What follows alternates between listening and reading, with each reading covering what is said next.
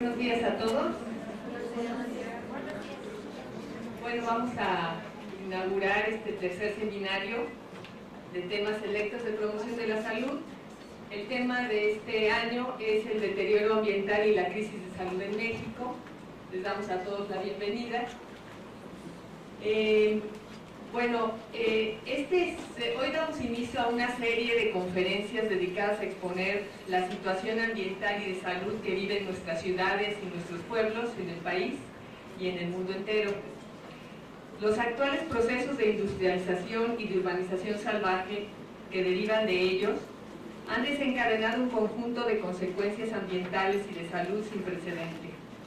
Desde el calentamiento global que amenaza con el derretimiento de los cascos polares, las inundaciones masivas, los grandes procesos de desertificación, hasta las consecuencias en salud colectiva que ello conlleva, como las grandes migraciones, las afectaciones de salud colectiva, territoriales, los brotes epidemiológicos de viejas y nuevas enfermedades, la pérdida de cosechas, la desnutrición, la destrucción de hábitats, etc.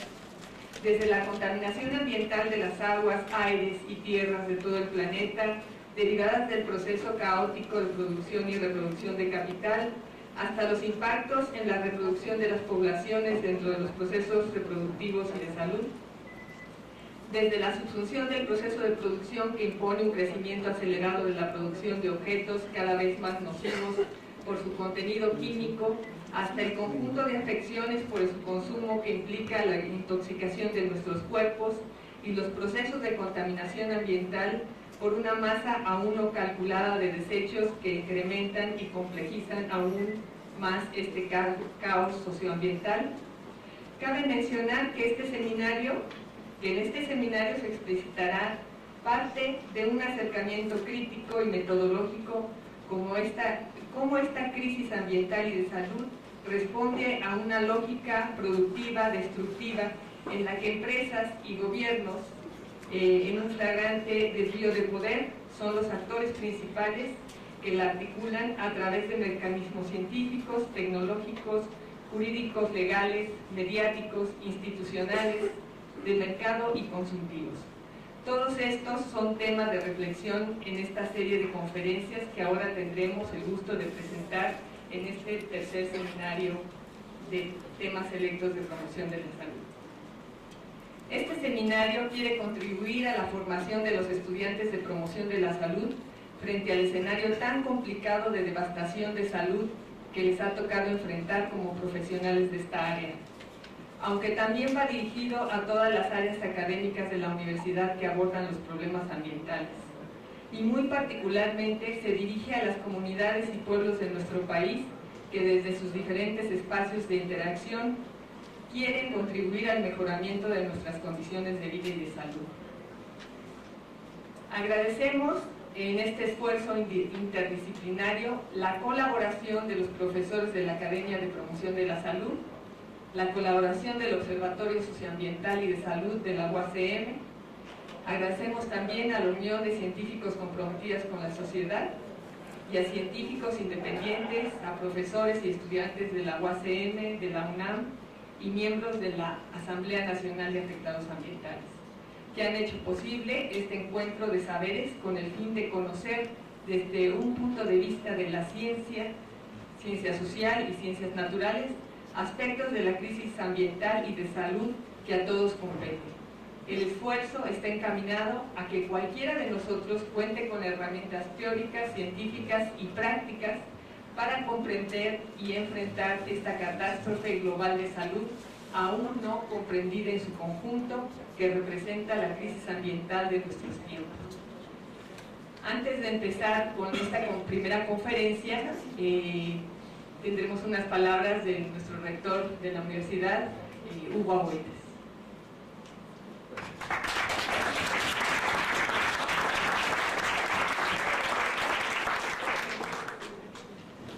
Ustedes revisan la programación de este tercer seminario de temas selectos de promoción de salud.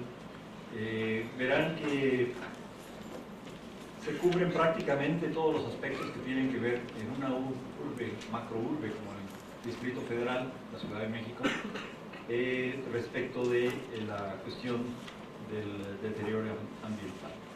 Yo lo que quisiera subrayar es el hecho de que es en esta casa, en una casa universitaria, en donde podemos reflexionar sobre estos temas con entera libertad, con una participación muy intensa y con algo que es fundamental, en un espacio en donde la lógica de la política no está presente. Aquí no estamos organizando un partido político, ni unas elecciones, ni algo por el estilo, en donde la lógica de la ganancia tampoco está presente. No les han cobrado a ustedes, entiendo, espero, un solo peso por participar. Los ponentes no cobran, reciben el reconocimiento, eso sí, de la sociedad. Y eso es lo que debe hacer una universidad. La universidad no puede crear conocimiento por sí sola, no es una entelequia, un edificio que lo que necesita es percibir lo que está ocurriendo en el mundo, en su ciudad, en su región, en su país, y tratar de profundizar en esos eventos, porque nadie más lo hace. No hay interés en ir al fondo de las cuestiones, de conocer exactamente qué está pasando, y esa es la ventaja de una universidad autónoma. Es la ventaja de una universidad pública, es la ventaja de una universidad que se compromete, intenta, se propone comprometerse con el respaldo a aquellas cuestiones que son vitales para una sociedad. Entonces, no es ninguna coincidencia en que este evento se realice en una universidad pública, autónoma, gratuita, como es de libre acceso, democrática, crítica, humanista, como es esta universidad.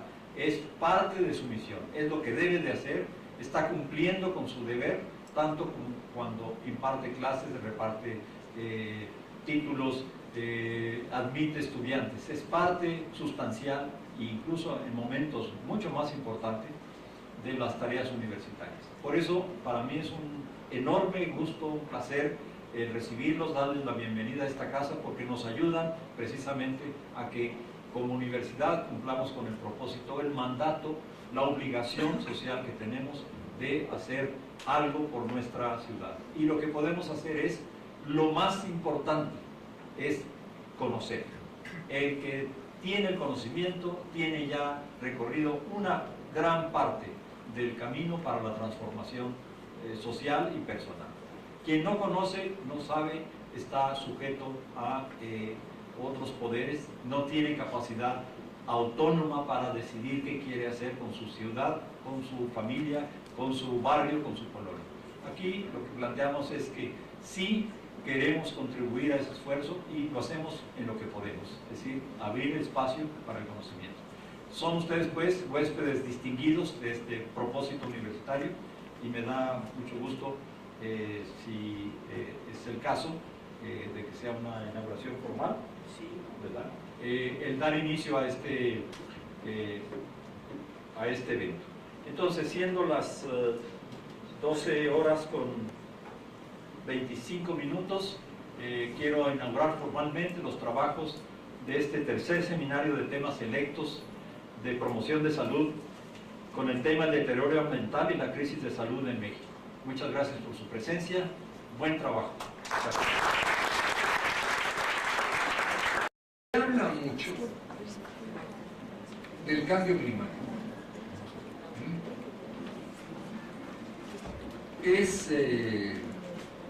Se dice, el problema ambiental número 1 de nuestro tiempo.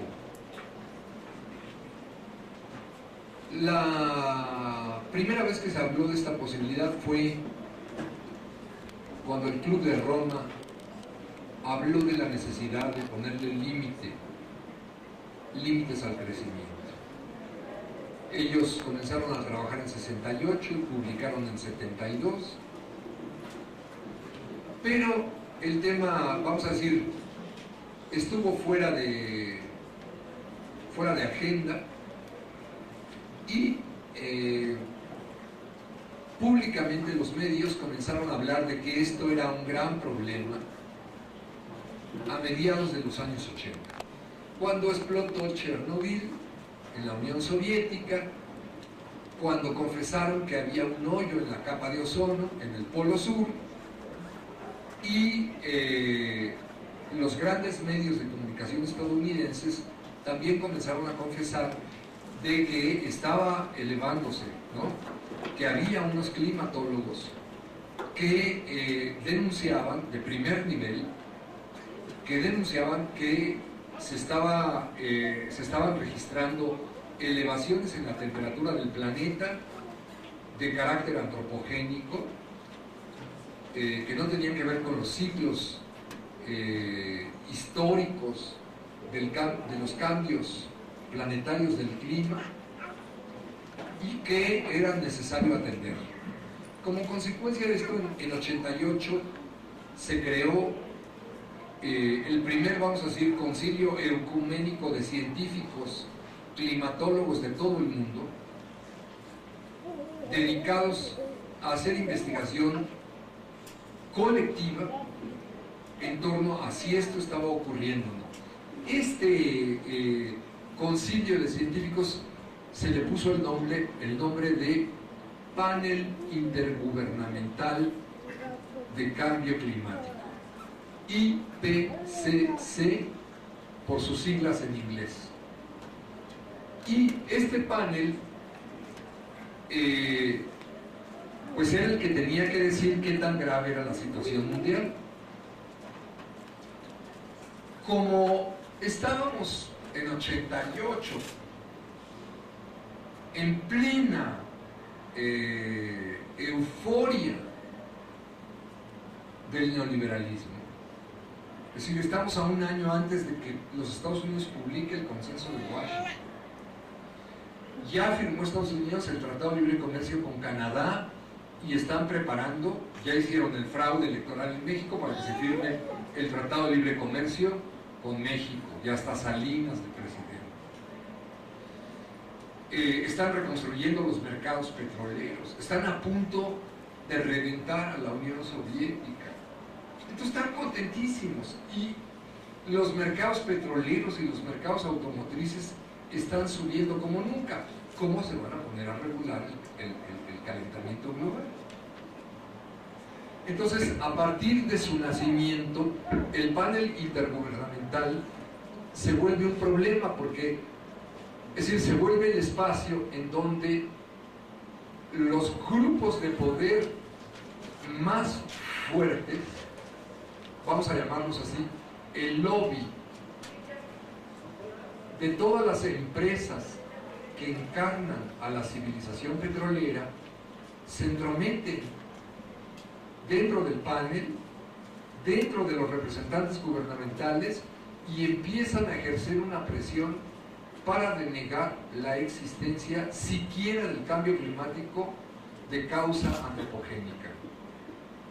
La cabeza, digamos, de todo este lobby se concentra en ExxonMobil, y comienza a formarse una corriente que es conocida actualmente como el negacionismo. No hay tal cambio climático. Empiezan a aparecer científicos rarísimos, ¿no? Estadistas, que empiezan a hacer sumas y restas, y empiezan a hacer así como pasos mágicos sobre los datos, para pelos y señales. John Lomborg, un estadista danés, terminará escribiendo un libro muy importante que se llama The Skeptical Environmentalist, diciendo que nada de las crisis ambientales y menos de las climáticas es cierto, ¿no? Empiezan a impugnar todo y prácticamente logran paralizar al IPCC durante 19 años. Durante 19 años el IPCC no plantea la gravedad increchendo que está teniendo el problema del cambio climático. Entre otras cosas, todo este movimiento es lo que se pone en juego en la elección presidencial de los Estados Unidos de 99, para ver quién va a ser presidente a partir del año 2000. Porque el candidato, vamos a decir, demócrata de Clinton, ha publicado, como senador de la República antes de ser presidente, ha publicado un libro sobre la crisis ambiental mundial que se llamó La Tierra en la balanza, el planeta Tierra en la balanza, que es un enfoque crítico de Al Gore, que es un libro de 1992. Y Clinton, en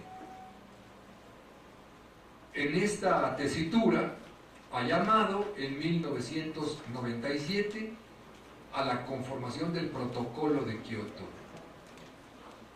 para que todas las naciones se comprometan a establecer mecanismos que les permitan reducir la emisión de gases de efecto invernadero, principalmente de CO2, de dióxido de carbono. Pero Clinton convoca esto, y como Harold Wilson, cuando al inicio del siglo XX convoca la formación de la Liga de las Naciones en la Primera Guerra Mundial, ¿no? Pues el Senado vota en contra, la Cámara de Representantes votan en contra y se crea la Sociedad de las Naciones, pero Estados Unidos no participa en ella porque no les permiten. Lo mismo pasó con el Protocolo de Kioto. Convocaron, se formó el Protocolo de Kioto, pero Estados Unidos no participó. Y en 99 Estados Unidos hace su primera elección bananera, porque habiendo ganado Al Gore, se hace el fraude. En Florida ponen a Bush, a W.C. Bush, ¿no? Y Bush como presidente no tarda mucho en ocurrir este extraordinario, extraño, enigmático accidente de aviones en Nueva York.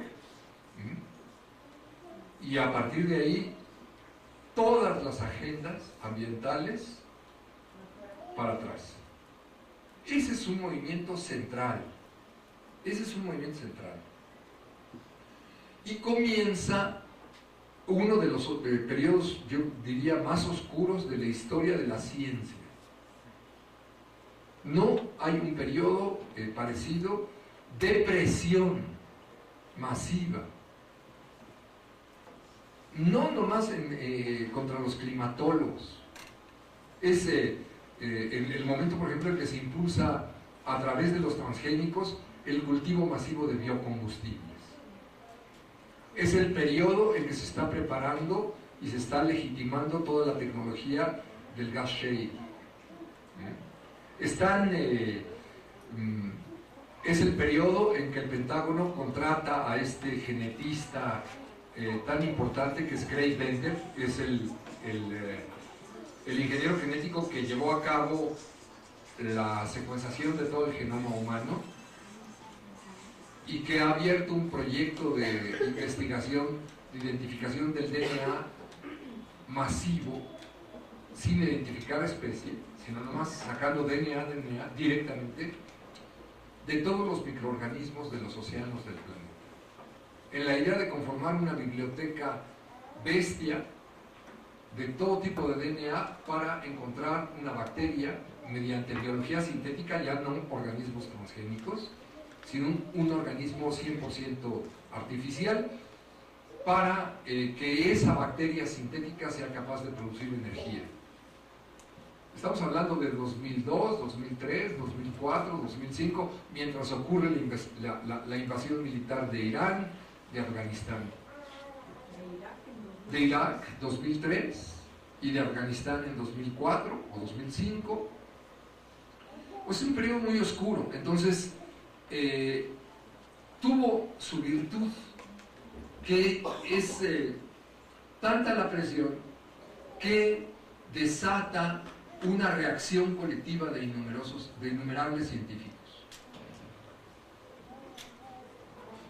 Y en 2007 viene el contragolpe.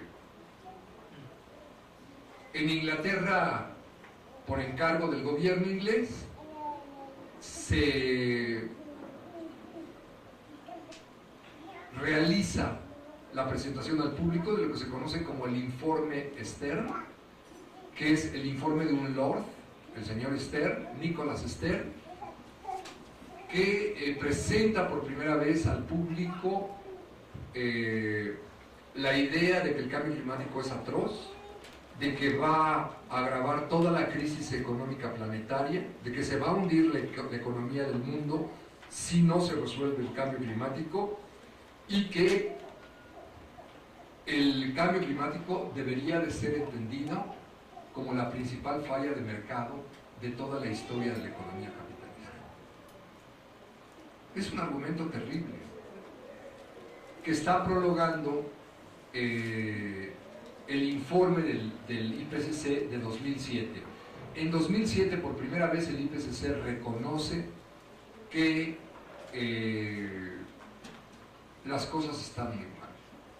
El 90% de los científicos, por primera vez, hacen mayoría y dicen: esto va rumbo al precipicio. Vamos a tener elevaciones de temperatura por la presencia masiva de gases de efecto invernadero en planeta Tierra, de consecuencias incalculables. Entonces, se tienen que hacer cosas ya. Fíjense, 19 años para hablar con esta energía. Porque han sido 19 años de sujeción. Porque luego dicen: no, los científicos nadie los somete, son absolutamente puros, ellos están al margen de cualquier cosa, porque son absolutamente honestos. Toda esta idea de la ciencia, no ha sido verdad en todo el siglo XX, pero si en algún momento no ha sido verdad, es en los últimos, en estos 19 años, que es el peor ejemplo. No casualmente es este periodo en el que empiezan a aparecer uniones de científicos críticos que dicen: ya basta, hay que comenzar a presentar las cosas de otra manera. Bien, por eso están viendo esta imagen, pues que alguien así muy perspicaz, ¿no?, la toma.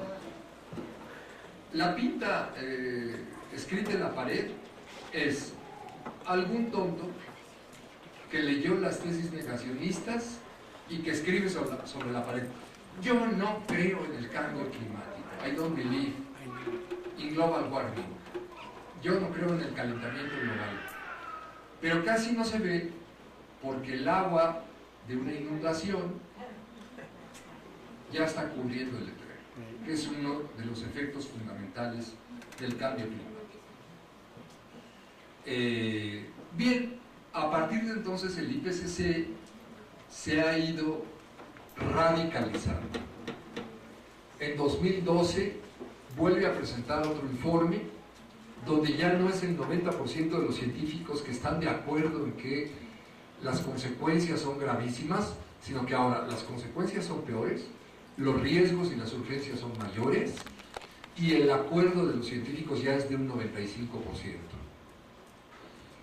Es ahí donde dicen: bueno, es que de no regular, la temperatura media del planeta se va a elevar 2 grados centígrados. Si no hay cuidado, se puede elevar en un descuido 3, 4, 5 grados. Si se eleva 5 grados, 4 grados, ya estamos en la temperatura que ocurría en el planeta Tierra durante el Jurásico. Esa temperatura la conocieron los dinosaurios. Los seres humanos jamás. O sea, el Jurásico, la doctora Campa no sé si me vaya a regañar, que estamos hablando de hace 65 millones de años, más o menos. Los seres humanos tienen, así si nos vamos muy para atrás, 200.000 años. Entonces, si entramos en una temperatura planetaria de 4 o 5 grados, pues no sabemos ni lo que nos va a pasar. Digamos, es un escenario que evidentemente va a implicar la muerte de miles de millones de personas, si no es que la desaparición de la especie humana. Entonces el panel dice: sí existen posibilidades, pero todavía estamos a tiempo, ya no estamos a tiempo de revertir y regresar a donde estábamos antes de comenzar esta dinámica. Eso ya se perdió. Ya no podemos regresar al punto de partida. Ya estamos en una situación de desastre. Pero podríamos regular, es decir, dice, podríamos regular que no pase de 2 grados centígrados. Es decir, que nos quedemos en 1.5, porque decían en ese entonces, ahorita, están hablando en 2012, ya subió la temperatura a 0.6. Y podríamos, obligando a que todos los gobiernos se movilicen, ¿no? Podríamos regular para que no pase de 1.5 grados centígrados. 2014 se reúne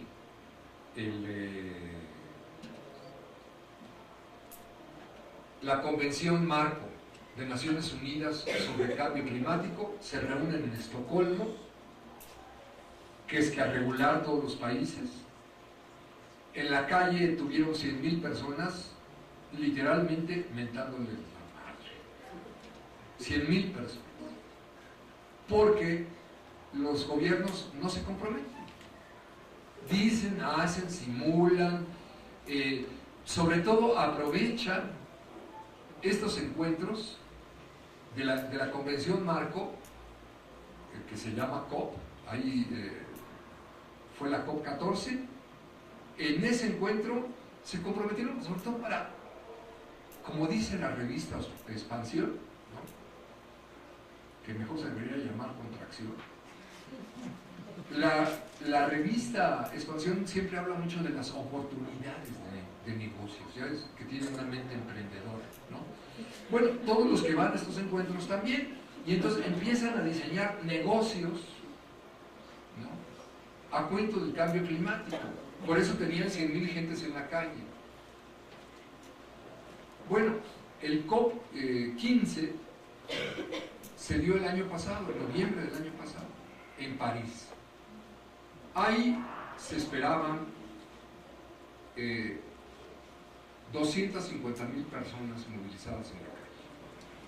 Ya de toda Europa y de todo el mundo iba a acudir una movilización masiva. Casualmente hubo otro ataque terrorista, el ataque al Bataclan, y entonces quedó un estadio, es decir, el Estado francés pudo definir un estado de sitio que impidió esa movilización masiva en París, porque las movilizaciones son importantísimas. Bueno, se reunieron, dijeron sí es muy grave, pero no pasa de 2 grados y con los acuerdos no pasa de 1.5. Ahorita estamos en 2016 y resulta que la temperatura no está en 0.6, ni en 0.7, ni en 0.8. La temperatura del planeta ya se subió en los últimos informes del IPCC 1.2. Ya estamos en 1.2, pero en realidad en un encuentro de urgencia en Ginebra estaban hablando que ya estamos en 1.5. Estos no son informes públicos. Encuentros a los que asistió personalmente Silvia Ribeiro. Ya la tendrá por acá, pregúntenle. Ya están en una situación completamente fuera de control, en este momento.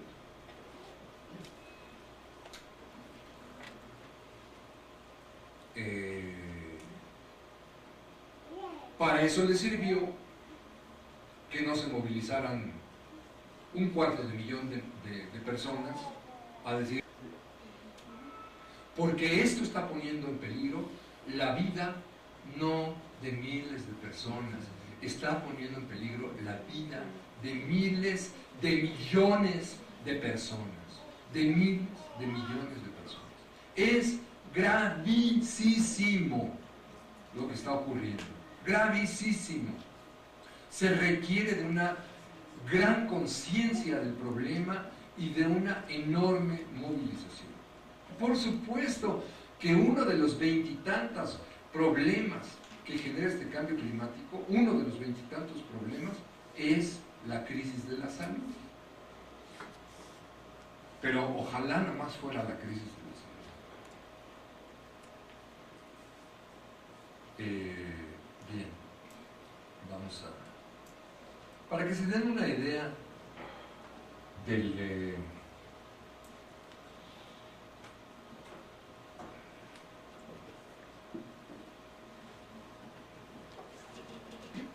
el nivel en que se encuentran las cosas.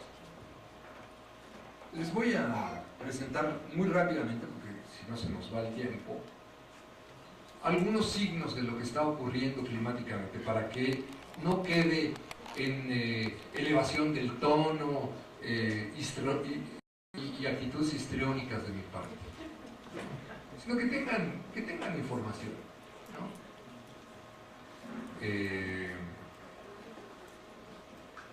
Bueno, estamos en una era ya de mega huracanes que empezaron, digamos, a ser muy frecuentes casualmente cuando comenzó el neoliberalismo. Ha habido muchos que me saltó.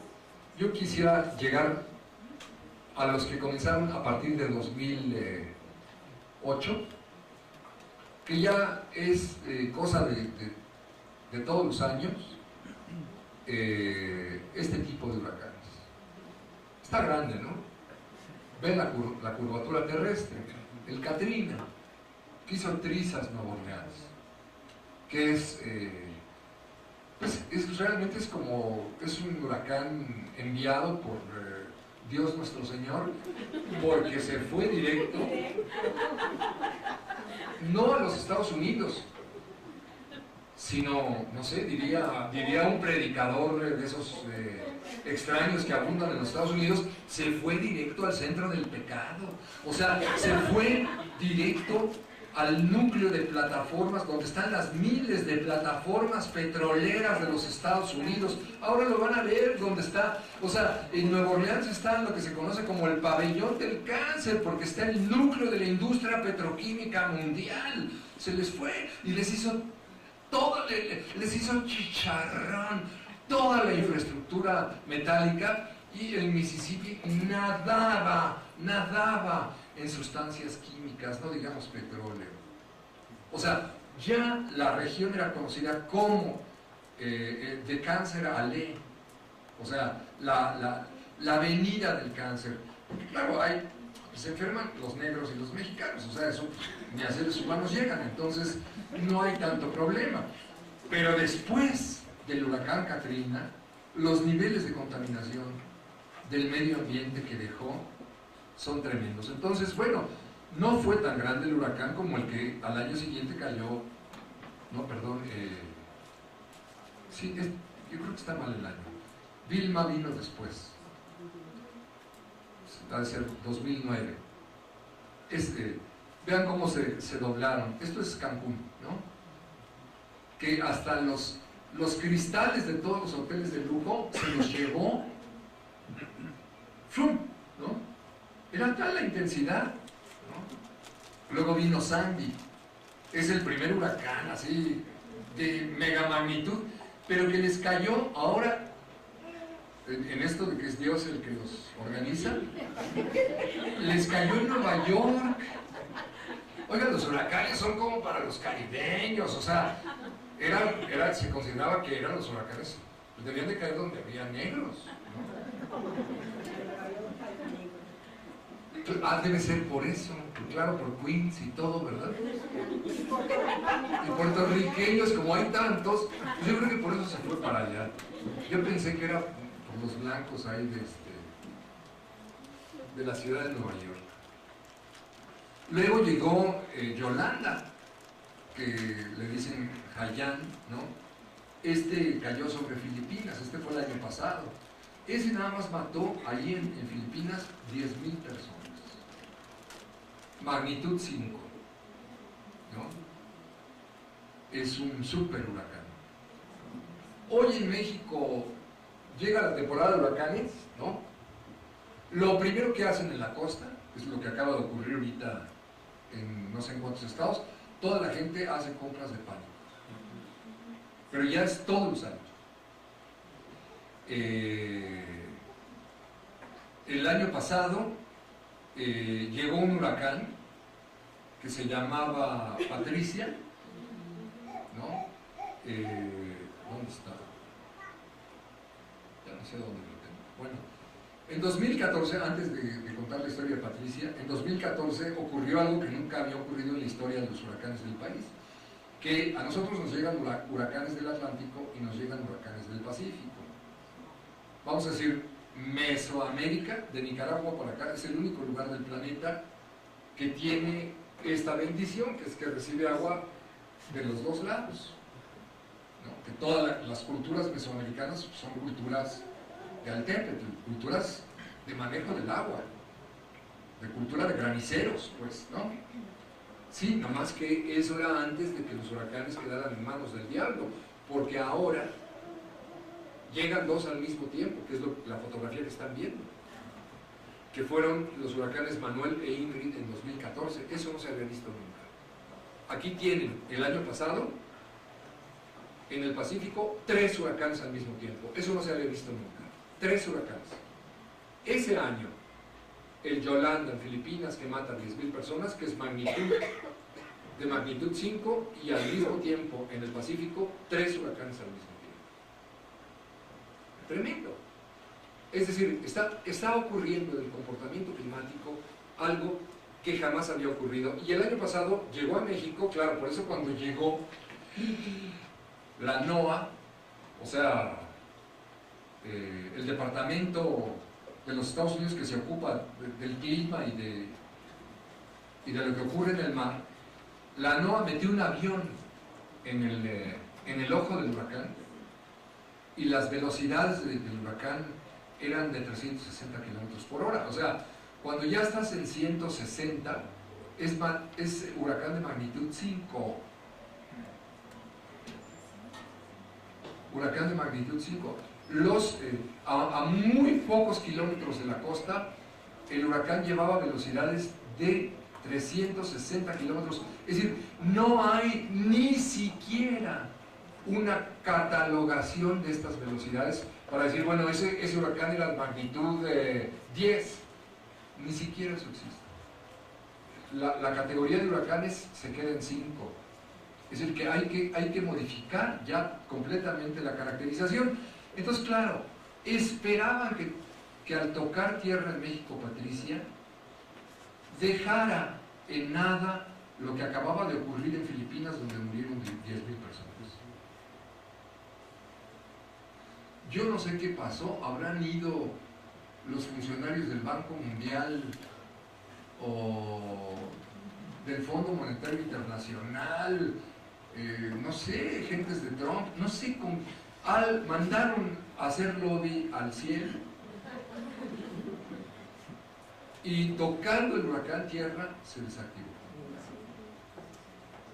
Pero realmente yo recuerdo el día, porque estaba en el auto, la estaba oyendo, y ella fue la que dijo en el radio, esto no tiene número. Estaban dando unas noticias de emergencia, porque estaban previendo que venía algo peor, no sé, que el temblor de la Ciudad de México.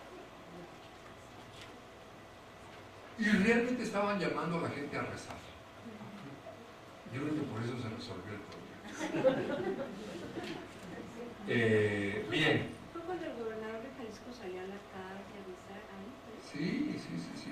No, porque además, me puedo perder ahí contándoles todo lo que podría haber ocurrido. No tiene ni sentido por todos los desastres ambientales. Bueno, esos son los huracanes. Ese es uno de los 20 y tantos siglos. Ya en lo demás me voy a ir un poco más rápido. Está cayendo un nuevo tipo de granizo. ¿Ya lo vieron?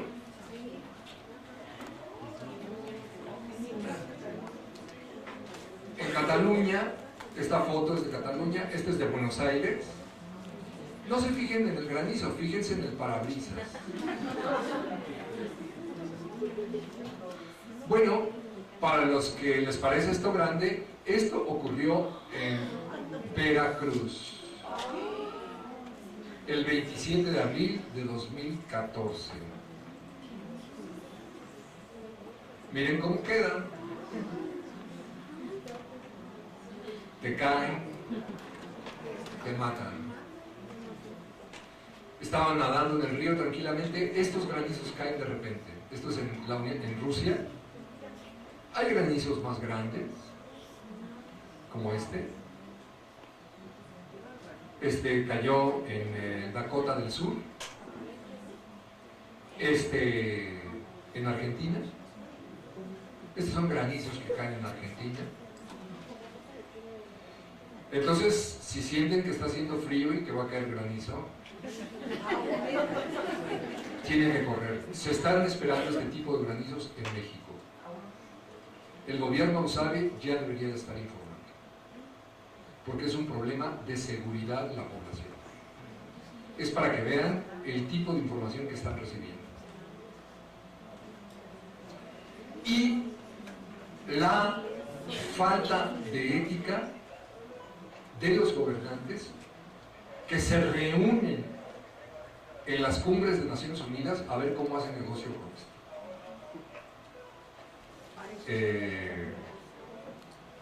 Bueno, también están endureciéndose en los inviernos, se vuelven más crudos. Como dato, ¿ven aquí las cataratas del Niágara? ¿Sí las ven aquí? ¿El cursor? Ah, no, perdón. Ahí. ¿Ven? Ahí está cayendo el agua. No sé si se fijan que todo esto ya se congeló. O sea, las cataratas se congelan. O sea, ¿qué fuerza tiene el frío para vencer la fuerza del agua? Esto había ocurrido en todo el siglo XX una vez, por ahí de 1905. Ahora cada año ocurre. ¿No? Ahí están las cataratas, vean, todo esto está congelado. Y claro, los niveles de nieve que están cayendo en el norte de los Estados Unidos y en Canadá, o sea, amanece, estuvo cayendo nieve en la noche, no puedes abrir la puerta porque los niveles son de 2 metros. Es un problema. Bueno, Estados Unidos tiene tornados. Esto es como también remolinos de viento, pero en tierra, no son de mar. Estos no llevan agua, ¿no? Generan este tipo de destrucción. Los tornados sobre todo se dan, miren, aquí lo pueden ver, son todos los puntos negros, ¿no? ¿Dónde se concentran? En el este de los Estados Unidos. Esto siempre ha ocurrido. Yo de niño me regalaron un álbum de esos que tienen todas las estampitas de un lado y los recortas y los pegas, ¿no? No tienes que colectar las estampitas. Yo me acuerdo tenía uno que hablaba del medio oeste y entonces aparecía arriba de un tornado un vaquero, así como montando un toro salvaje, ¿no? Ya ven que les gusta mucho ese tipo de rodeos a los gringos, ¿no? Bueno, este es un mapa acumulado de tornados en el este de los Estados Unidos. Lo que ocurre, los tornados se concentran en esta zona. Esa zona era una zona de praderas. Esta zona. Esa zona concentraba la mayor cantidad de búfalos del planeta. Los indígenas comían búfalo. Entonces los militares norteamericanos en el siglo XIX dijeron: no vamos a lograr derrotar a las comunidades indígenas si no desaparecemos los búfalos. Entonces mataron la pequeña cantidad de 100 millones de búfalos. Los norteamericanos aman mucho el medio ambiente. Entonces asesinaron 100 millones de búfalos y luego la pradera la levantaron para volver las tierras agrícolas. Ya sin comunidades indígenas en todas las montañas, también deforestaron las montañas, en los Apalaches. Entonces la zona se volvió muy caliente.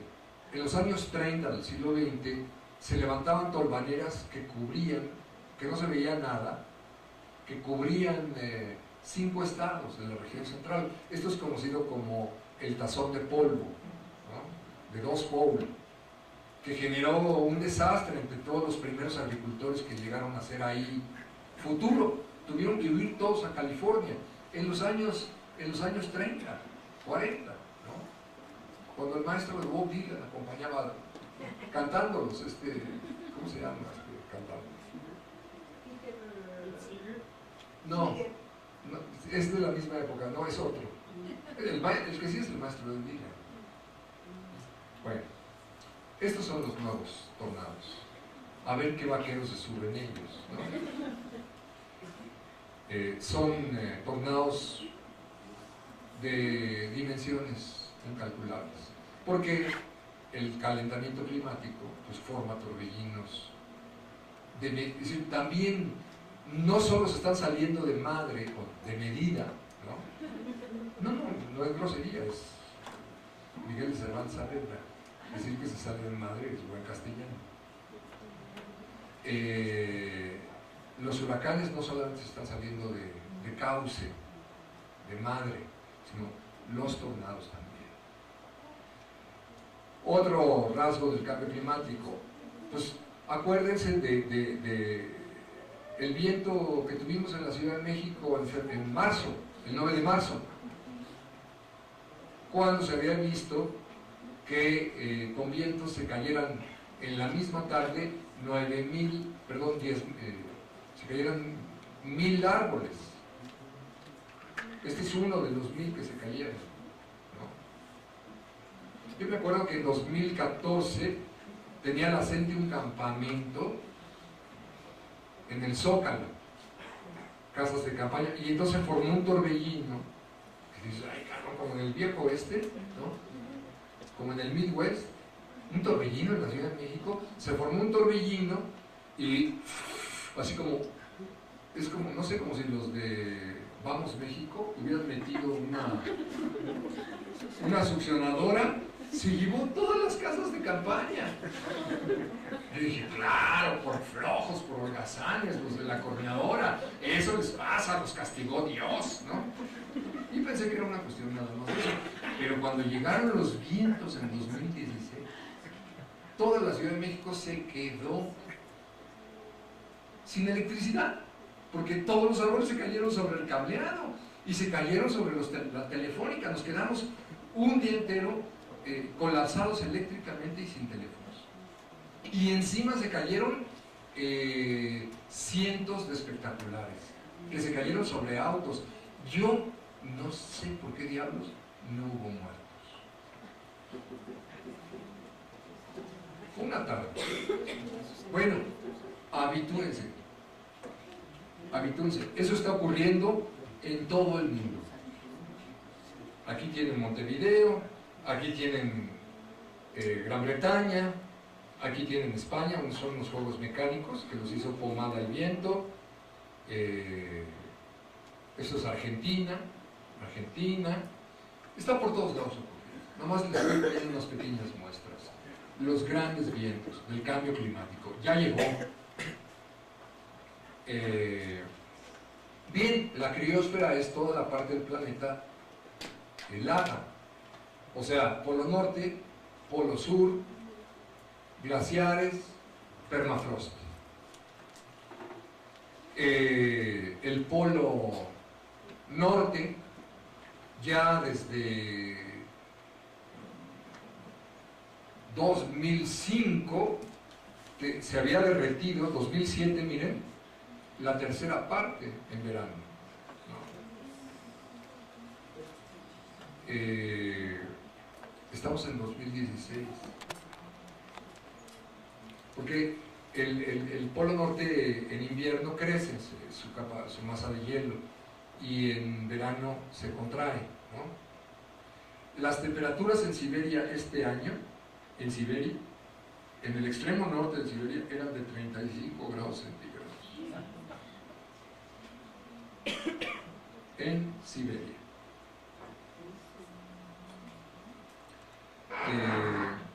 Y se está derritiendo el polo sur, ¿no?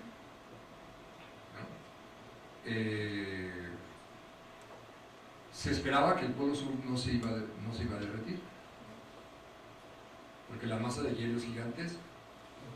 Se llevó a cabo un estudio en la NASA y se encontró, digamos que hay un muy rápido e imprevisto derretimiento del polo sur, que es irreversible, y se están formando miles de lagos en un lugar donde había puro hielo. Yo me imagino que deben estar felices los geólogos y los mineros, porque ahora sí van a poder explorar el suelo de la Antártida, el continente de la Antártida. ¿Qué metales no tendrá? ¿Qué cantidad de petróleo no tendrá la Antártida? ¿No? Déjense del Ártico, ¿no? La Antártida. Bien, en Groenlandia, pues que forma parte de la criosfera, que toda ella era hielo, todas las instalaciones militares de los Estados Unidos secretas adentro del hielo ya quedaron al descubierto. El permafrost, que eso seguro que ni saben. Ven el pasto, la tierra, lo blanco que ven abajo es hielo. Este es el hielo que está por debajo. Eso se llama permafrost. ¿Dónde está el permafrost? Van a ver un mapa, para que vean la magnitud de ese hielo. Todo esto es hielo. Es decir, literalmente toda Siberia Oriental y una buena parte de Siberia Occidental, incluso parte de Mongolia y el norte de China, ¿no? Es permafrost, y toda esta parte de Canadá y Alaska es permafrost. Este es un mapa que dice que no, que el permafrost es más grande, que es todo esto. Bueno, ese permafrost, si se derrite, ¿qué pasa? Antes de que vean. Para que vean. Esta es lo que ven aquí en gris, esa es la capa de hielo. Y arriba puede haber lago, puede haber tierra, puede haber bosque. Es decir, ustedes, si ven en el Google Earth, no van a ver el permafrost, ¿no? Ahora, si se derrite el permafrost, ¿qué pasa? Abajo del permafrost hay materia orgánica, sobre todo metano. El metano, dentro de los gases de efecto invernadero, es el segundo gas en importancia. El CO2 es el primer gas. Luego, si quieren, les digo todos los gases de efecto invernadero. Pero el primero es el CO2. El segundo es el CH4, el metano. La característica del metano es que tiene en efecto climático un efecto 21 veces más potente que el CO2. Si se libera el metano del permafrost, ya no tiene control alguno el calentamiento global. Estamos hablando ya de temperaturas de 5, de 6, de 8 grados. O sea, de las peores cosas que podrían ocurrir a todo el escenario planetario es el derretimiento del permafrost. Y ya está ocurriendo. ¿Cómo se manifiesta? Así. Aquí hay permafrost abajo y lo que ven que está explotando es metano que se está liberando. Una expedición reciente en 2015 en el Ártico encontró 300 puntos de fuga de metano. Incluso se hace la conjetura de que estos cráteres que aparecen por todos lados en Siberia son por explosión de metano. Aquí están viendo los cráteres, ¿no? Realmente se está asomando el diablo por ahí. Bien. Ya para rematar, este año, por el derretimiento del permafrost y de los hielos y de los glaciares, animales que estaban, vamos a decir, congelados adentro del hielo, se descongelan y entonces liberan enfermedades de las que murieron. Este año se liberó pues este anthrax, que es considerado la bacteria más agresiva que usan los terroristas en el mundo. Pues se descongelaron unos renos y contaminación masiva de anthrax entre los pobladores de Siberia. Esto hace 2 meses. Hace 2 meses.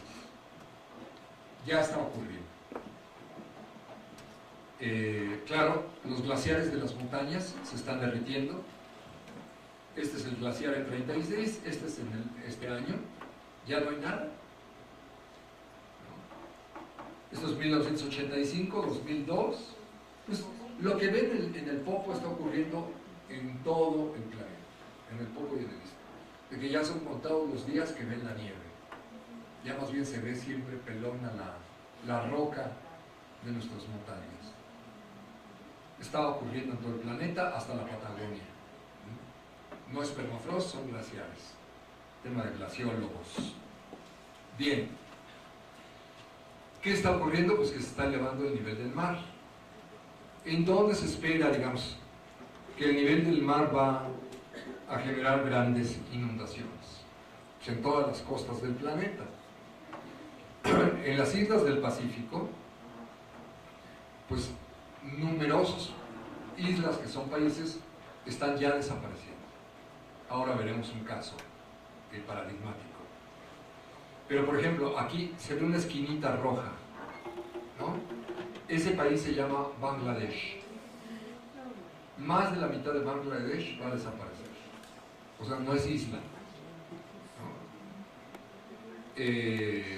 La salida del Amazonas, la mitad de la península de la Florida va a quedar bajo el agua, la costa, gran parte de Tabasco va a desaparecer, la mayor parte de Tabasco, por todos lados vienen inundaciones terribles. Se supone que la tercera parte de esta agua viene por el derretimiento de los hielos.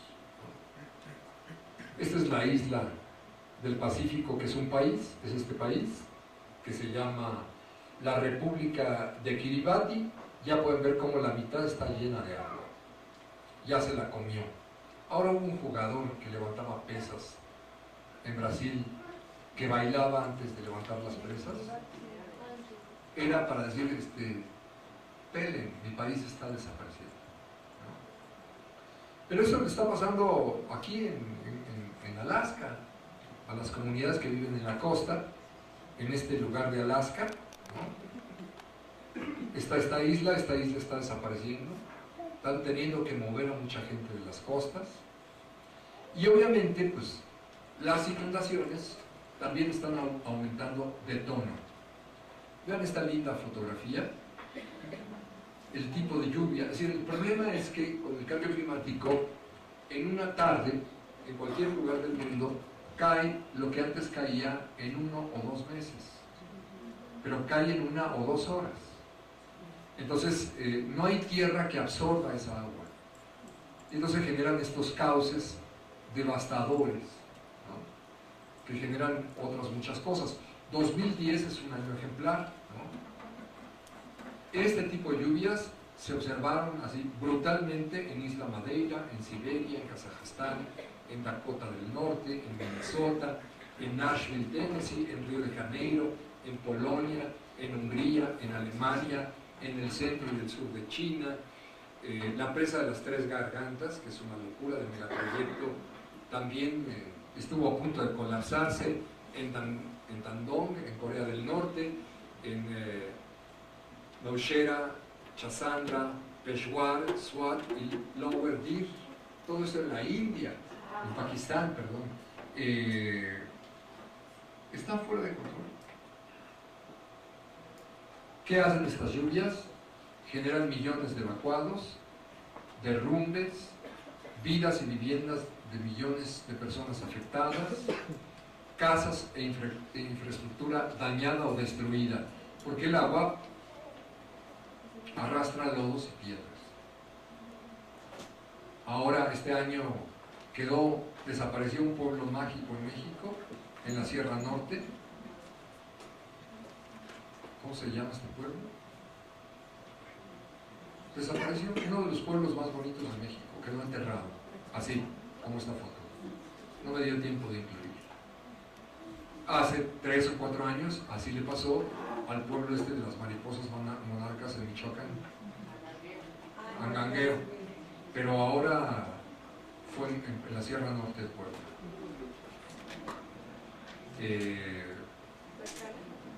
Pues las inundaciones generan esto es Pakistán, ¿no? A mí lo que más me duele es lo que sufren los automóviles, ¿no? Vean, pobrecitos, ¿no? deberían de crear, no sé, ahora los derechos de los automóviles.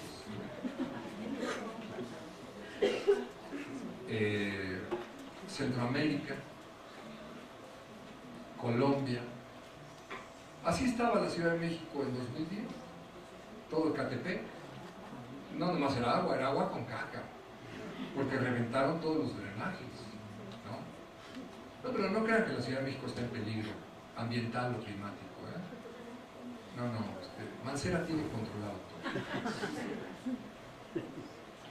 ¿Puedo comentar algo? Esto ocurre en Filipinas, ocurre en Pakistán, pero aquí no pasa nada. En Tixla, a un lado de Chilpancingo, Guerrero, meses estuvo la ciudad de Tixla inundada, incluso el panteón. Y allí se disolvieron un montón de fertilizantes y agroquímicos porque una tienda quedó inundada. Una cosa terrible. Es que está ocurriendo en todos lados. Y si ustedes se fijan, la información sobre el cambio climático la fragmenta. Porque ya nos tendrían que estar informando todos los días cuántos son los miles de muertos por cambio climático a nivel global.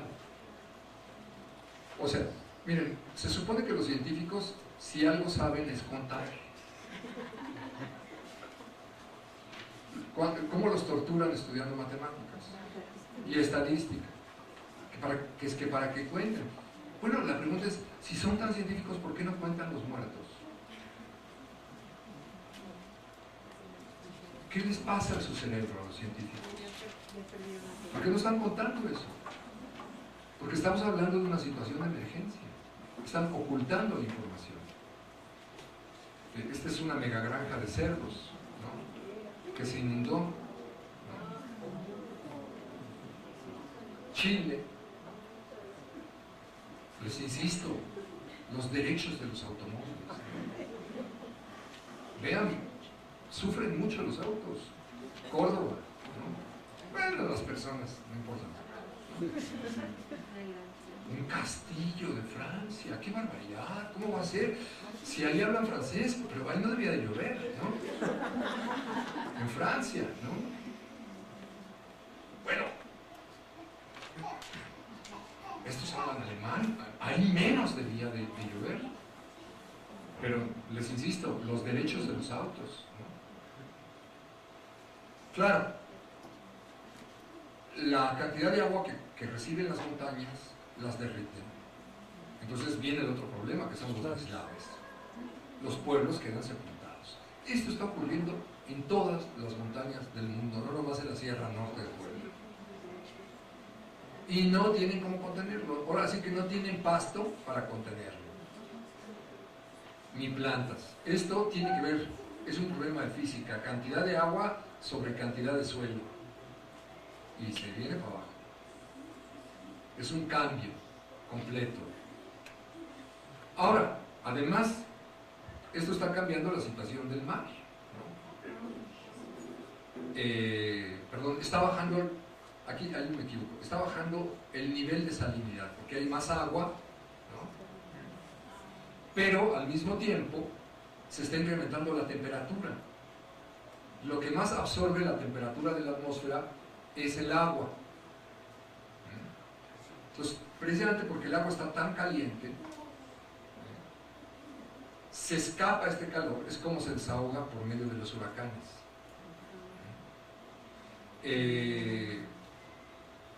Pero al mismo tiempo, esta agua, que está más caliente, absorbe los gases de efecto invernadero, el CO2, y entonces forma ácidos. Esta mezcla de calcio con CO3 viene de la entrada del CO2 en el agua, y entonces el agua del océano se está acidificando. Este cambio de temperatura, de acidez y de salinidad, pues es un cambio del medio. O sea, si ustedes tienen una pecera y le empiezan a cambiar todo esto, probablemente se les empiecen a morir los peces. Eso es lo que está ocurriendo, ¿no?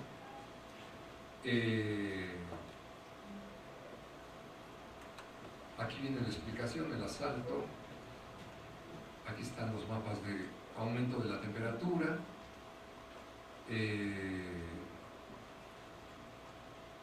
¿Dónde se registra el problema más catastrófico en los océanos por este cambio simultáneo de temperatura, acidez y salinidad?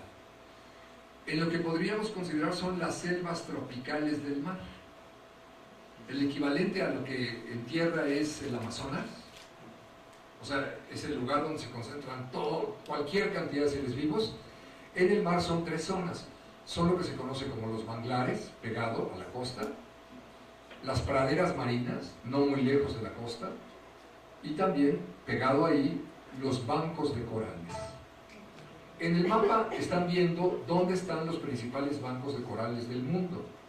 Nada más, que es de los 3 ecosistemas, praderas marinas, manglares y bancos, el más rico de todos.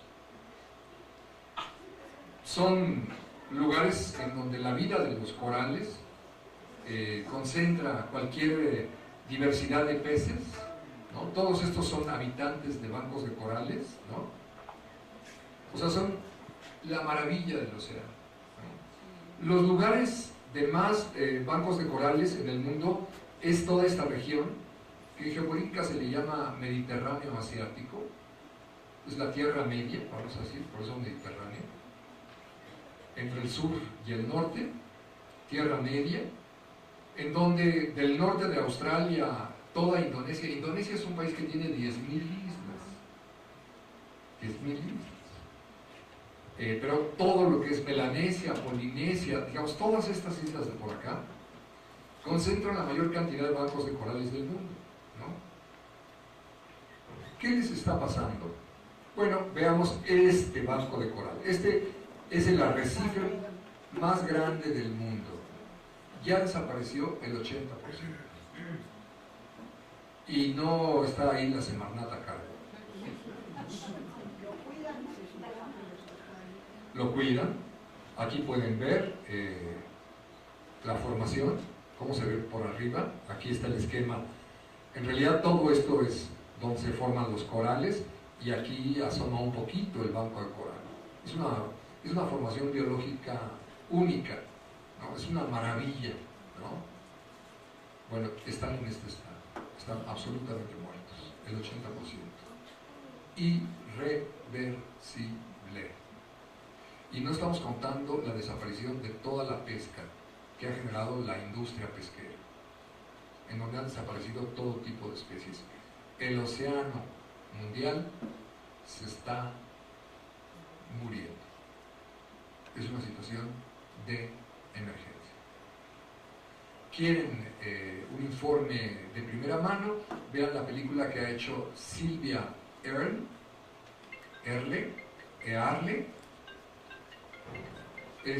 La pueden encontrar en Netflix. Ahí está. La película no me acuerdo cómo se llama. Ella era la principal encargada de los océanos del gobierno de los Estados Unidos. Renunció porque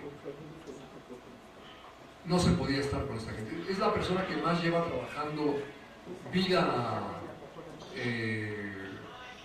marina en todo el planeta.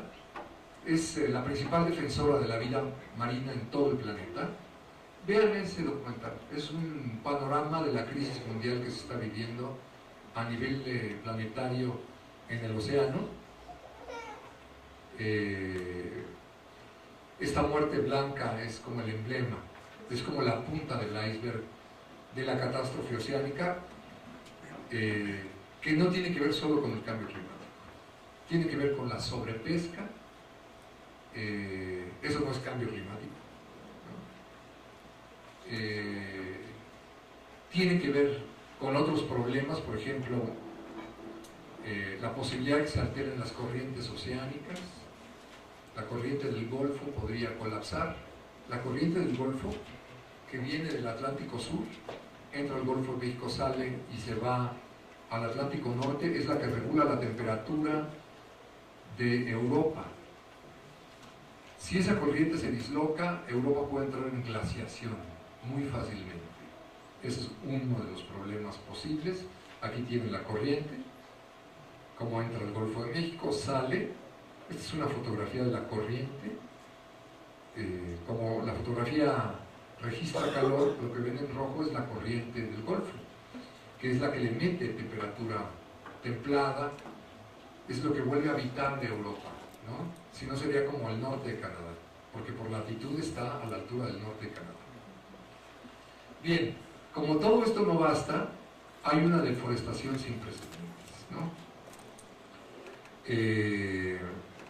Este es Siberia.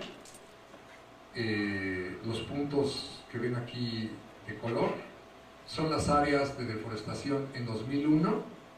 Este es 2015. Esto es Estados Unidos y Canadá en 2001. Estas son las zonas de deforestación. Estas son las zonas de deforestación. 2015. Como ven, los Estados Unidos sí saben cómo hacerlo. Ellos no están destruyendo sus bosques. Esto es Brasil, ¿no? Claro. El Amazonas está desapareciendo. Este es el sur, acá esta región de acá, que esa ya la deforestaron, ya casi no queda nada. Es lo que se conoce como el Mato Grosso. Esto era en 1992, esto es hace 10 años, hace 12 años, hace 10 años. La deforestación ya estaba así hace 10 años. En África está ocurriendo lo mismo. Este es 2001, esto es 2015. No es tan intenso como en los demás lugares del mundo, pero los desiertos están avanzando a altísima velocidad. Esto es 2001 en el sudeste asiático, esto es 2015, así quedan las tierras deforestadas, ¿no? Esta es la isla de Borneo. En 1950 era totalmente selva, actualmente pues ya así está, ¿no? Que era un paraíso de biodiversidad Borneo. El único país que está plantando en serio es China. ¿Qué les digo? Bueno, sí hay muchas lluvias, pero en otros lugares deja de llover. O sea, ya no cae agua.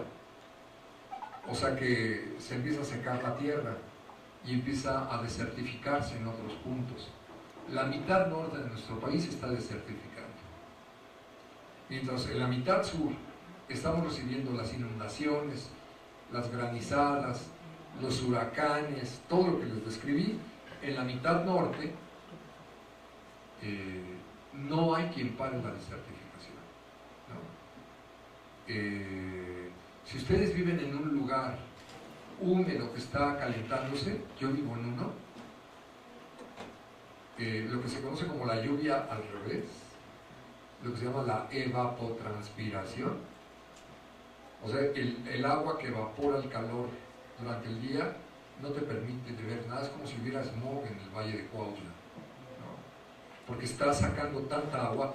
Los niveles normales de evapotranspiración eran del 50%, del 60%, actualmente están en el 85%. Es decir, eso quiere decir que los acuíferos se van a ir secando. No solo los ríos se están secando y están desapareciendo por todos lados, los ríos están desapareciendo, los lagos, ¿no? Sino que el agua subterránea también está bajando, el espejo de agua está bajando de nivel, no solo por sobreexplotación, sino por cambio climático. Entonces, bueno, aquí ven ustedes todos los países que van a sufrir escasez de agua en 2025. Nosotros estamos en la franja, México está en la franja de los lugares del mundo con las peores consecuencias de cambio climático. Lo denunció en su momento valientemente, nadie le hizo caso, tiene un carácter difícil, Mauricio Scheuchert, ¿no? Hizo un libro sobre cambio climático muy a tiempo, es un libro de lectura obligada, ¿no? El libro se publicó en siglo XXI. Aquí pueden ver cómo está aumentando en cada estación el clima cálido y cómo en realidad el norte de los Estados Unidos el sur de los Estados Unidos también se está volviendo desértico. Este es un caso más, todo esto que era, ven acá, esto era un mar. Esto se debe a Stalin, se debe a la Unión Soviética. Todo el agua se la acabaron. El agua que irrigaba ese mar era el mar Aral. Toda esta zona que ven aquí oscura la convirtieron en una zona de producción de algodón. Entonces, bueno, ya lo único que encuentran en ese mar es sal y más calor. Así está quedando todo el mundo que se desertifica. En África son todas las zonas que ven en rojo, las zonas a donde está creciendo el desierto. Esto es, el desierto del Sahara está aumentando pues literalmente en un 25%, ¿no? El desierto del Sahara. Pero zonas que no eran desérticas, como en Etiopía o como en la parte sur de África, se están volviendo desérticas. Eso está ocurriendo en América del Norte, en América del Sur, en China, está ocurriendo en África, está ocurriendo en Australia. Toda la frontera desértica está aumentando, el ganado está desapareciendo. Esto es el niño y la niña. Bueno, ok. Evidentemente, ¿no? Lo que van a ver a continuación, pues no es una pintura de Bosch, es una fotografía de California este año. Es una fotografía de hace unos días. Vean, son las montañas alrededor de la ciudad de Los Ángeles. O sea, la sequía que se vive todos los años genera esta situación de incendios y de pérdida de bosques. Cada vez es más el calor, no lo pueden controlar. Claro, se está viviendo lo que los biólogos llaman, lo que Leakey,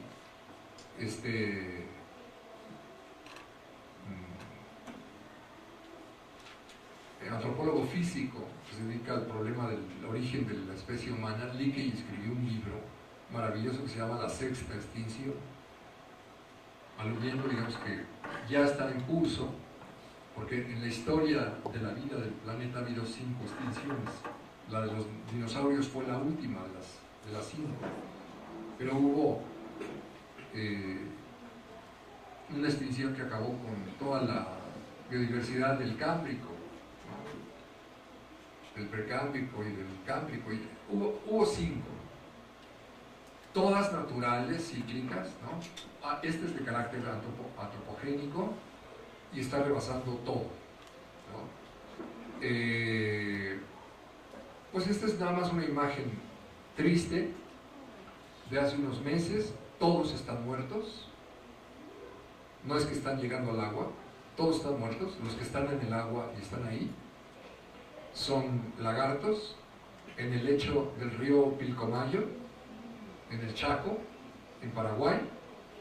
Es una región paraguaya de altísima biodiversidad, en frontera con Argentina. Se secó y se ha convertido en un cementerio para cientos de caimanes que murieron de hambre y de sed, según informó la prensa del lugar, hace unos meses. Esto es lo que está ocurriendo en los ecosistemas, ¿no? Bueno, a esto le llaman cambio climático, ¿no? Yo quiero decir que, pues que ni es cambio ni es climático, ¿no? Hijo, ya me estoy metiendo muchísimo. No, ya me paso mucho. Pues les prometí 3 partes, pero ya yo creo que me voy a quedar aquí. Porque les iba a explicar por qué todo esto sale de Estados Unidos, ambientalmente. O sea, les iba a hacer la misma presentación de cómo está ocurriendo. También les iba a hacer la presentación de por qué es más grave de lo que les acabo de decir. Porque la crisis del agua es mucho más grave. Y de esa no hablan. De esa no hay panel intergubernamental de devastación hidrológica planetaria, ¿no? La contaminación química está absolutamente fuera de madre. no hay panel intergubernamental de devastación química. La Unión Europea sí hizo un panel que se llama REACH, R-E-A-C-H, digamos que están identificando miles de sustancias químicas desreguladas que circulan en el medio ambiente, ¿no? Pero ¿saben cuántas sustancias químicas ha producido la industria química en los últimos 100 años? 10 millones de sustancias. No hay una verdadera clasificación de lo que esto ocurre, de lo que ocurre con esto. Es decir, vamos a decir, la defensa de la humanidad estaría en una cosa que se llama FDA, Federal Drug Administration, que son los que hacen los estudios científicos para ver en qué cantidad ya no es tolerable tal o cual sustancia. Pues hay que ver cómo en realidad cada estudio que hacen de sustancias pasa primero por la empresa transnacional que coloca esa empresa. Simplemente hay que ver los estudios sobre glifosato y cómo autorizaron la inundación de glifosato a Monsanto. La FDA es absolutamente cómplice, tan cómplice como la EPA, la encargada del medio ambiente de los Estados Unidos. Estas dos, ¿no?, son paradigmáticas de cómo la contaminación química está absolutamente desregulada, generando problemas descomunales. Son responsables directos, debían ser acusados de crímenes de lesa humanidad y de crímenes de lesa destrucción del medio ambiente, que tienen además consecuencias mundiales, porque todo lo que hacen los Estados Unidos, cuando ya se les vuelve ingestionable adentro, lo exportan. Han exportado todo. Han obligado a que todo el mundo adopte exactamente los mismos patrones, aplicando los mismos esquemas, sea por la vía militar, por la vía bélica, por la vía de la competencia comercial, por la vía empresarial, por la vía de la presión, por la vía del libre comercio. Es decir, tienen infinidad de instrumentos a través de los cuales han ido generando esta crisis ambiental súper compleja en todos los rubros, en todos los ámbitos del problema del medio ambiente.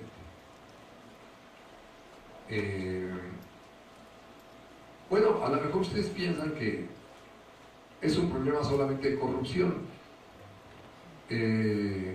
Yo tendría que decirles que no, que es un problema de capitalismo.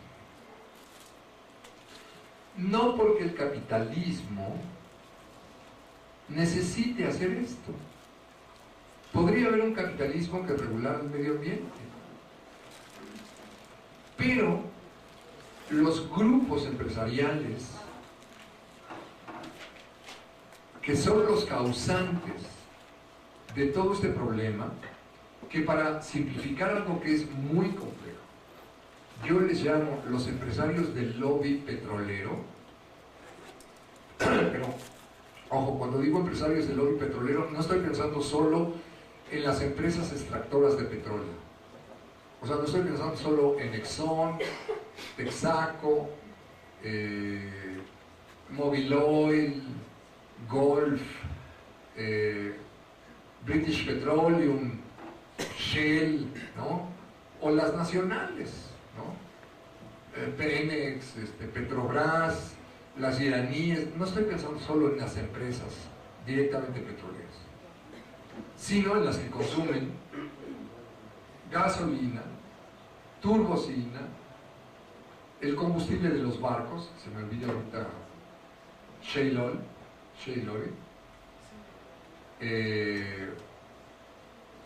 todos los combustibles de todos los vehículos. Es decir, estoy pensando en toda la industria vehicular. Hoy en el mundo circulan 1.200 millones de vehículos. 1.200 millones de vehículos. Y la industria vehicular tiene planes para que en el mundo estén circulando 2.000 o 3.000 millones de vehículos, según la estimación de Emot, que ha escrito el libro que se llama 10.000 millones.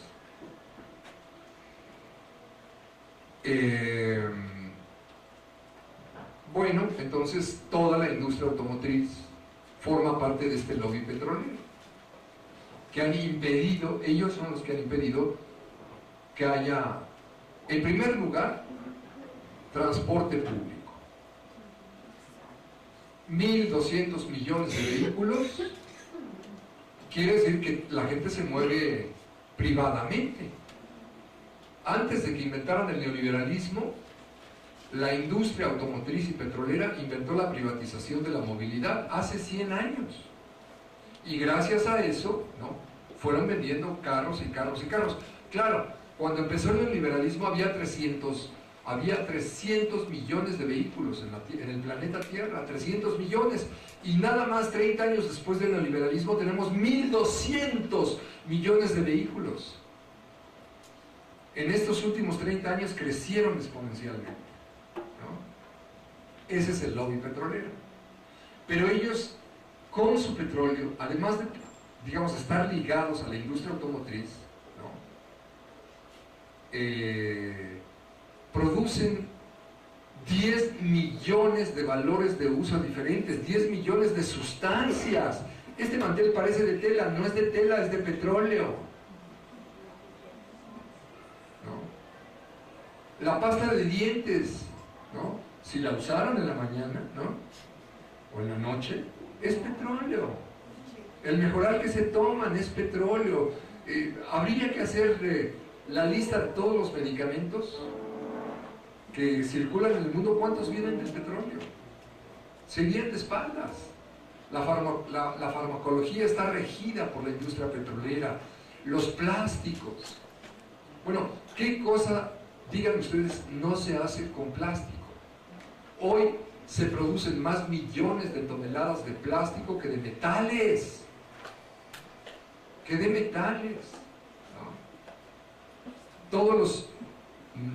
Cuando iniciamos el siglo XX, en el planeta Tierra había 1.200 millones de habitantes. Ahorita estamos en 7.5 miles de millones. Estamos rondando los 7.5. ¿No? ¿Cómo brincamos de 1.000 millones a 7.000? ¿No? Se espera que en 2050 seremos 9.000 millones y que después ya veremos si somos 10.000, ¿no?, que dicen que estaríamos en 2100. El escenario optimista dice que seríamos 10.000 millones y el pesimista, que es el de la ONU, que estaríamos en 28 millones, 28.000 millones. Esto es tan grave como el cambio climático, ¿no? Es tan grave.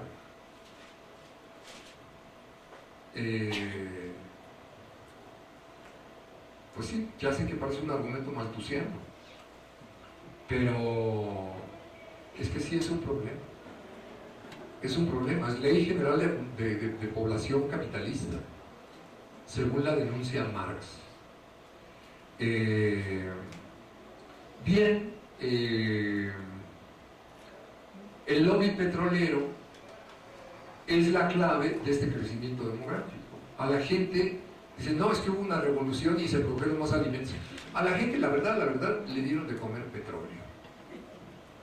Porque sin la revolución verde, es decir, sin la masa de agroquímicos y la masa de fertilizantes, todos salen del petróleo, no se eleva la cantidad de cereales, y si no se eleva la cantidad de cereales, no se eleva la cantidad de carnes, y toda la carne y todos los cereales que se comieron de más en el siglo XX para subir de 1.000 millones a 8.000 millones ha sido petróleo. Entonces, todo el lobby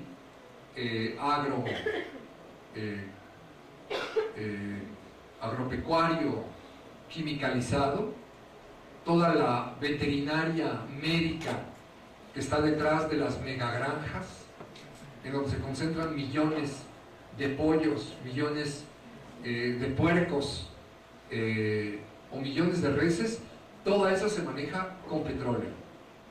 Entonces, el lobby del petróleo es un lobby muy complejo, de intereses evidentemente, con todo lo que les dije, ya les dije implícitamente que otra parte central del lobby es la industria química, particularmente la industria petroquímica, que además tiene otro ramo importantísimo, que es la producción de pintura. En el capitalismo, imagínense un capitalismo sin color. Pues, ¿cómo podrías hacer comerciales sin tinta? ¿No? Otra parte importantísima es la producción de la industria química, la producción de químicos, no solo de armamentos químicos que inventaron en la Primera Guerra Mundial, sino de explosivos. Todo eso es el lobby petrolero. Y son las mismas empresas, no son tantas. Por eso se supone que el 82, ¿cómo es? A ver, déjenme, les doy la cifra para no inventar, porque es una cifra impresionante. Es, ¿dónde puse esa endemoniada? Es endemoniado dato, no sé. El 80 y tantos % del calentamiento global depende de 70 empresas. Esas son las empresas del lobby petrolero. Por eso estaban tan interesadas en denegar el cambio climático y esas son las empresas que quieren convertir al cambio climático en una oportunidad de negocios. Son absolutamente inmorales, absolutamente impúdicas. Entonces hay que informarse bien. Hay que informarse bien y hay que participar activamente frente a este problema. En México se está viviendo el asunto pues como una catástrofe brutal de la salud, de la cual no hay informes, son confidenciales, son datos de seguridad nacional. Es impúdico el manejo que se hace de la crisis de la salud y pues sí se ve en la molestia, en la rebelión, en la movilización de todos los pueblos que se van levantando pues contra lo que tienen inmediatamente en puerta, que son megaproyectos.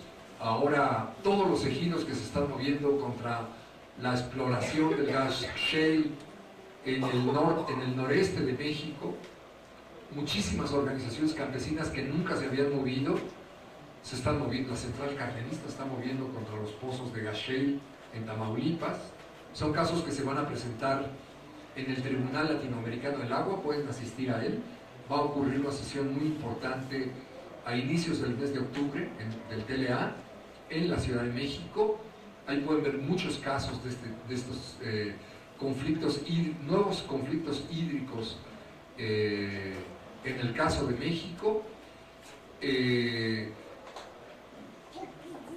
La contaminación de las aguas, ¿no? Cómo está masificado el problema de la insuficiencia renal, que no las mencioné entre las enfermedades de carácter degenerativo. Calderón dijo, tenemos 10 millones de enfermos de insuficiencia renal. Esa es una enfermedad típica de contaminación ambiental. Es típica.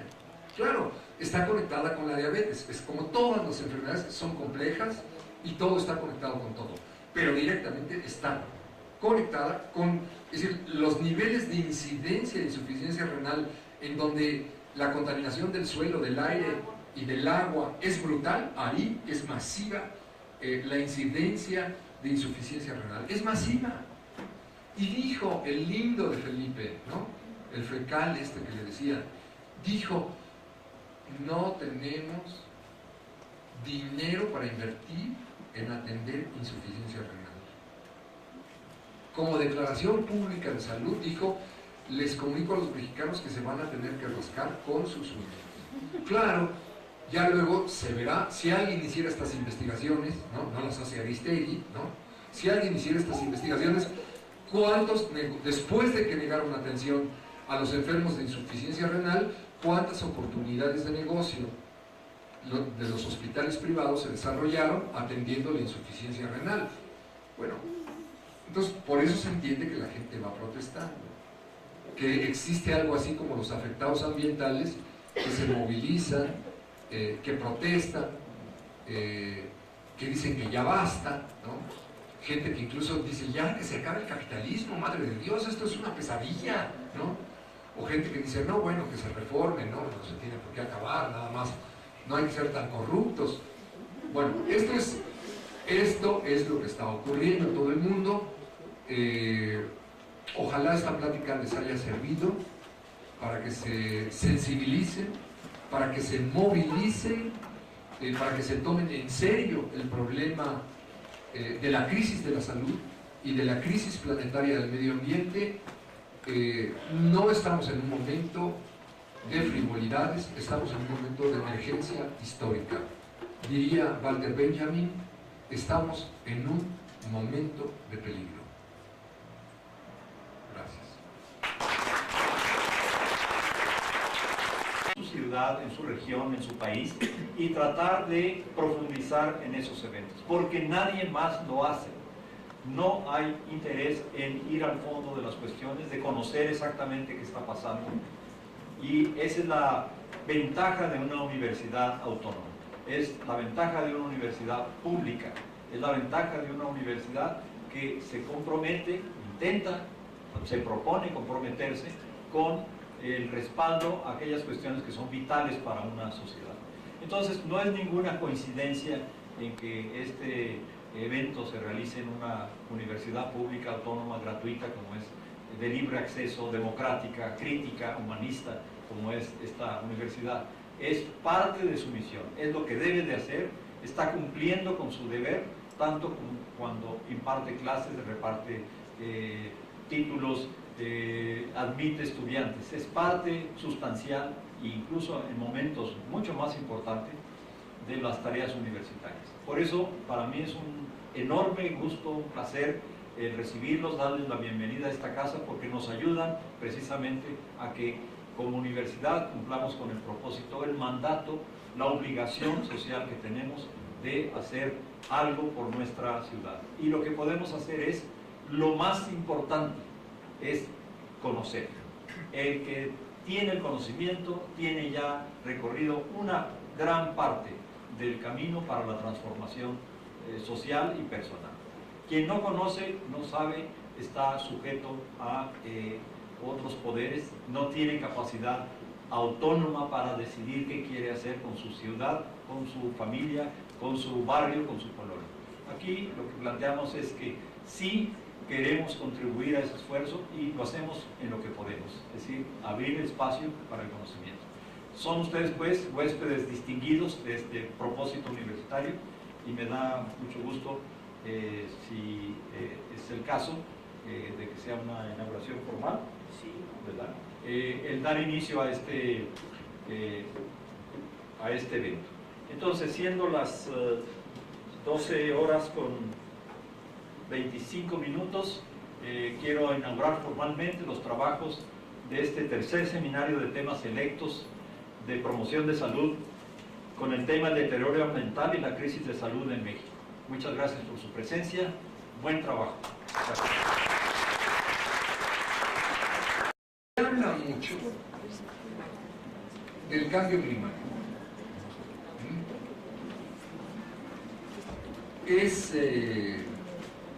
Se dice el problema ambiental número 1 de nuestro tiempo. Buenos días a todos. Bueno, vamos a inaugurar este tercer seminario de temas selectos de promoción de la salud. El tema de este año es el deterioro ambiental y la crisis de salud en México. Les damos a todos la bienvenida. Hoy damos inicio a una serie de conferencias dedicadas a exponer la situación ambiental y de salud que viven nuestras ciudades y nuestros pueblos en el país y en el mundo entero. Los actuales procesos de industrialización y de urbanización salvaje que derivan de ellos han desencadenado un conjunto de consecuencias ambientales y de salud sin precedente. Desde el calentamiento global que amenaza con el derretimiento de los cascos polares, las inundaciones masivas, los grandes procesos de desertificación, hasta las consecuencias en salud colectiva que ello conlleva, como las grandes migraciones, las afectaciones de salud colectiva, territoriales, los brotes epidemiológicos de viejas y nuevas enfermedades, la pérdida de cosechas, la desnutrición, la destrucción de hábitats, etc.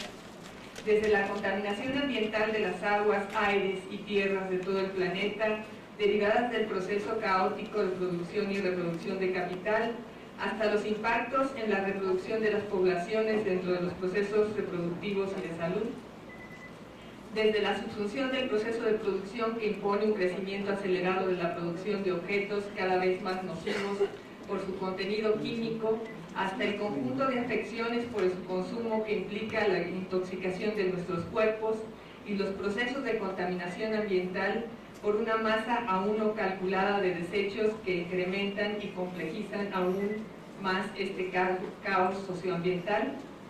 Cabe mencionar que en este seminario se explicitará parte de un acercamiento crítico y metodológico cómo esta crisis ambiental y de salud responde a una lógica productiva, destructiva, en la que empresas y gobiernos, en un flagrante desvío de poder, son los actores principales que la articulan a través de mecanismos científicos, tecnológicos, jurídicos, legales, mediáticos, institucionales, de mercado y consultivos. Todos estos son temas de reflexión en esta serie de conferencias que ahora tendremos el gusto de presentar en este tercer seminario de temas selectos de promoción de la salud. Este seminario quiere contribuir a la formación de los estudiantes de promoción de la salud frente al escenario tan complicado de devastación de salud que les ha tocado enfrentar como profesionales de esta área, aunque también va dirigido a todas las áreas académicas de la universidad que abordan los problemas. Entonces están contentísimos y los mercados petroleros y los mercados automotrices están subiendo como nunca. ¿Cómo se van a poner a regular el calentamiento global? Entonces, a partir de su nacimiento, el panel intergubernamental se vuelve un problema porque, es decir, se vuelve el espacio en donde los grupos de poder más fuertes, vamos a llamarlos así, el lobby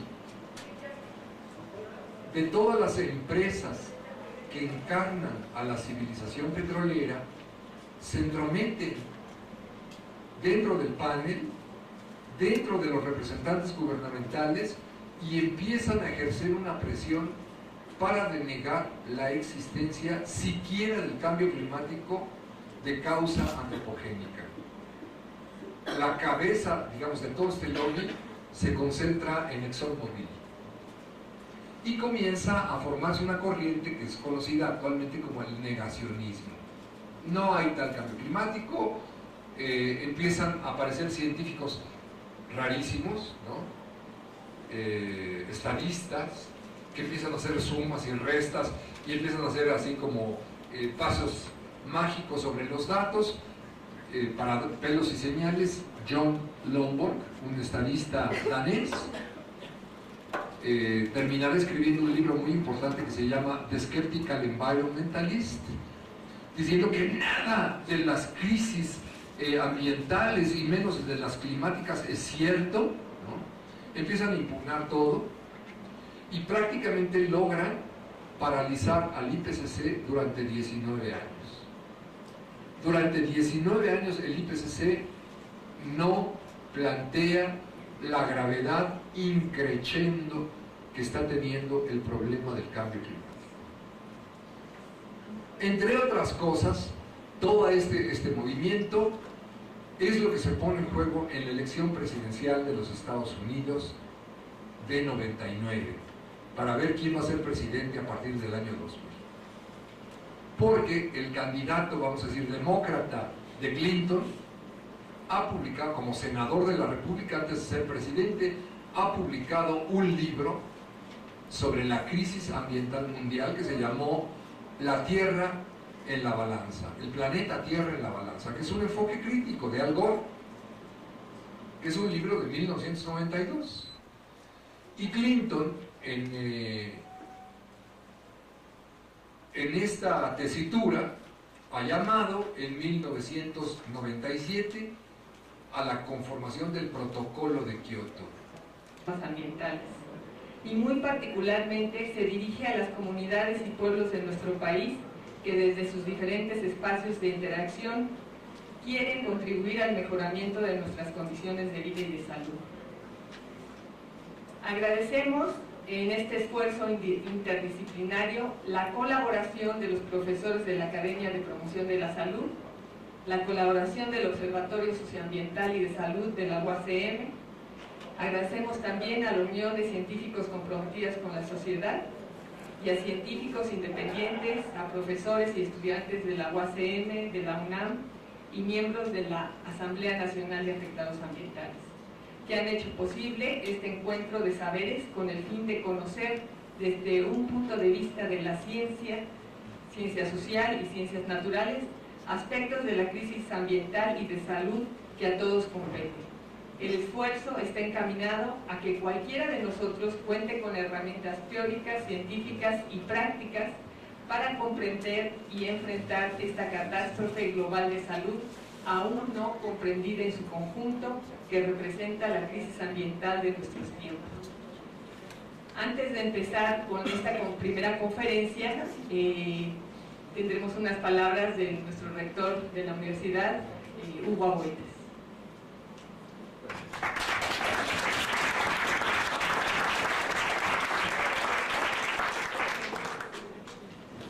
Ustedes revisan la programación de este tercer seminario de temas selectos de promoción de salud, verán que se cubren prácticamente todos los aspectos que tienen que ver en una urbe, macrourbe como el Distrito Federal, la Ciudad de México, respecto de la cuestión del deterioro ambiental.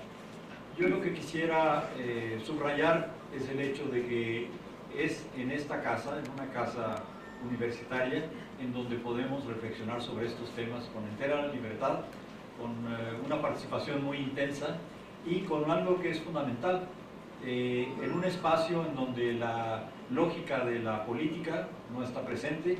Aquí no estamos organizando un partido político, ni unas elecciones, ni algo por el estilo, en donde la lógica de la ganancia tampoco está presente. No les han cobrado a ustedes, entiendo, espero, un solo peso por participar. Los ponentes no cobran, reciben el reconocimiento, eso sí, de la sociedad. Y eso es lo que debe hacer una universidad. La universidad no puede crear conocimiento por sí sola, no es una entelequia, un edificio que lo que necesita es percibir lo que está ocurriendo en el mundo. La primera vez que se habló de esta posibilidad fue cuando el Club de Roma habló de la necesidad de ponerle límites al crecimiento. Ellos comenzaron a trabajar en 68 y publicaron en 72, pero el tema, vamos a decir, estuvo fuera de agenda y públicamente los medios comenzaron a hablar de que esto era un gran problema a mediados de los años 80, cuando explotó Chernobyl en la Unión Soviética, cuando confesaron que había un hoyo en la capa de ozono en el Polo Sur, y los grandes medios de comunicación estadounidenses también comenzaron a confesar de que estaba elevándose, ¿no?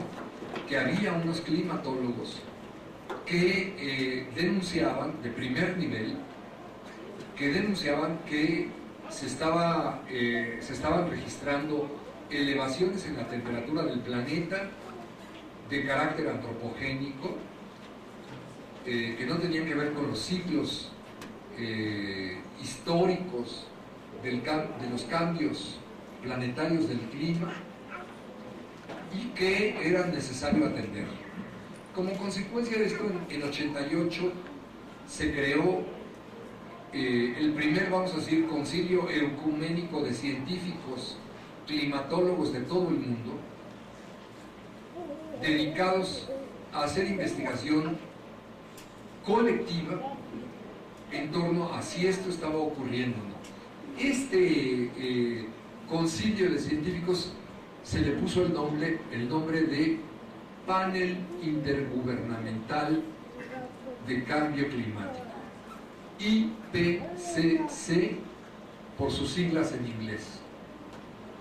Y este panel pues era el que tenía que decir qué tan grave era la situación mundial. Como estábamos en 88 en plena euforia del neoliberalismo, es decir, estamos a un año antes de que los Estados Unidos publique el consenso de Washington. Ya firmó Estados Unidos el Tratado de Libre Comercio con Canadá y están preparando, ya hicieron el fraude electoral en México para que se firme el Tratado de Libre Comercio con México, ya está Salinas de presidente. Están reconstruyendo los mercados petroleros, están a punto de reventar a la Unión Soviética.